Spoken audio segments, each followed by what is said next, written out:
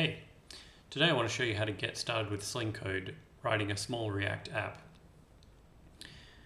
So the first thing we're going to do is go to slingcode.net in your browser, and then in the top right hand corner you'll see a try it link. I'll just show you that now.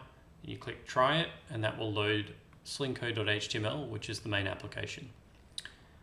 Now to get started we're going to add a new app here. I'm going to go down to plus and say new app, and that'll put us straight into the code editor.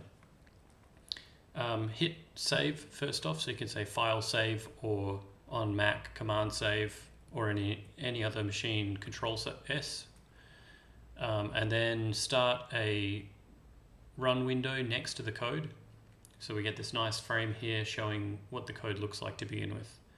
Now you can see this code here is updated in this window, and you can see the words hello world, which are here in this div tag. So we've got a HTML div tag. Now you can change, to test this out, you can change the text here and say this is my message, and hit save, and you'll see that updated in real time in the window over here.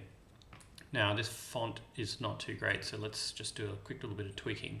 In the style here, we want to change the body tag to say font family Arial, and let's do text align center, and then hit Control S again, or Command S on the Mac, and you see the styles update there. Now let's head over to the React example site. So if you search for add React to a website, that text there, you'll find this page. But otherwise you can just follow along with what I'm doing. So this is an example of how to add React to a web page quickly. We're going to go down to step 1 here, adding the DOM container. So this is just adding a div tag to the site, and we're going to copy that one and then go across back to our Slingcode window, and we're going to paste that one in after our message. So now we've got two div tags. We've got this first div tag here which says this is my message. We've got a second div tag here which has an ID of like button container. Now we'll hit save. There's no change here because this div tag is empty. There's nothing in the div tag. So let's go back to the tutorial. And the step 2 is adding the script tags. So we're just going to, again, copy these. We'll just copy the whole, well, let's copy these two first. These are the React library themselves. So we'll copy those two, and we're going to put them in our HTML here just after the style. Now you can see the indenting's gone a bit wonky, so you can just neaten that up. This code editor has a pretty cool feature where you can hold down Control and the square brace to move the indentation in or out. So I'm just going to indent that like that. So back to our React tutorial here. We're going to grab this script tag here, like button.js, copy that one, and we'll put that just below these two script tags. So now we've got 3 new script tags: the React library, the React libraries, and this like button.js. Now, of course, we don't have a like button.js yet in this project, so we need to get hold of that. So step 3 is to create a file called like button.js next to your HTML page. So in Slingcode, all that means is adding a new file. So let's create a new file. So we say create, and then let's do like_button.js. All right, so that's created a new JavaScript file. Now when you save this, it's actually loading that JavaScript file, but it doesn't do anything yet. If you want to test it, you could put in a little alert. Hello. Save that one, and you see an alert pop up, hello. Let's delete that for now, hit save again, and go back to the React tutorial over here. So now they're saying to add the starter code. So let's open this in a new tab. And this starter code basically is the like button class. So this code defines a React component called like button. So we're going to grab this component that someone else has written already. We're just going to select all of that, copy, back into the Slingcode window, paste it in here under the JS file. And then don't hit save just yet because we don't want to add that code in just yet. it wants us to add 2 lines at the bottom of like button.js. And these 2 lines are for kicking off our React renderer with that component. So we'll copy those ones and we'll stick them in there. So just to talk you through this code a little bit, creates a new class called LikeButton, which is a React component. And it's got a render function in there. Well, it's an object oriented, so that's actually a render method. And that's going to, if the state of the React component is liked, it's going to add the text, you liked this. And then the last thing it does here is return a button, which has an on-click event. And what that on-click does is sets the state of a variable called liked to true. Sorry, a property called liked to true. And it's got the text like on that button. So what we should see up here is a button that has the word like on it. And when we click it, it should say, you liked this on the screen.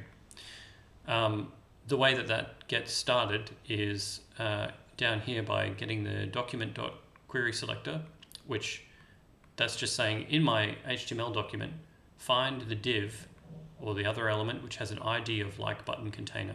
So that means ID and that means like button container. So what that's going to do is select, if we go back to our index.html, it's going to select this div here because that's got an ID of like button container.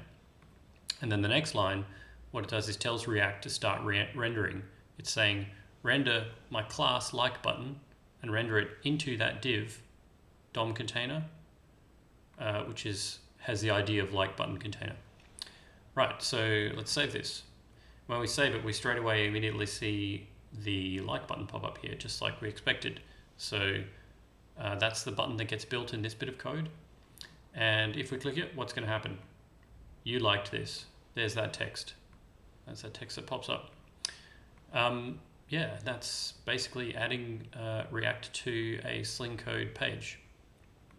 Now there is one further thing, which is some people, quite a lot of examples you'll find on the net use JSX, which is just a different way of rendering those components. And on this page, they talk you through how to make that happen as well. Basically, you need to get Babel. So we get this script tag down here where it says quickly try JSX, because we're running entirely client-side here rather than using Node. And we're going to bang that into our HTML file. So we've copied this quickly try JSX code snippet, and we're going to pop it in our head here just below our other scripts. And you can see now we've loaded Babel. So what Babel does is looks through the document and transforms JSX into JavaScript in the background. And what it says is you can use JSX in any script tag by adding type equals text Babel attribute to it. So we're going to grab that type equals text Babel, and we're going to copy that. And then over in our script tag here, by default, the script tag is loading type equals application JavaScript. So we're going to update that. So it says type equals text Babel. So now Babel, when that's loaded, is going to say, hey, I'll load this likebutton.js as a Babel pre-processed file. So if we hit save, it still works because normal JavaScript works in Babel, but we also want to try changing this to JSX. So let's do what they've said here and replace the section that renders the like button with JSX. So we'll copy that bit and we'll paste it over the top of this. And I'm just going to reselect that and use that control square bracket to re-indent and then hit save. Now nothing changes yet because of the way that this is being hot loaded. So let's change the text of the like button to like this please and hit save again. And then we'll go back to our index.html and we'll reload the like button by hitting save in here. So now you can see what's happened here is the button's updated. We've got like this please text, which is the text we changed. You can see that we're using JSX in here. That's not declared as normal JavaScript, it's actually JSX. And when we click it, it still executes the behavior. So that's running a complete React example through in Slingcode, and you can now program small React apps using Slingcode. Thanks for listening.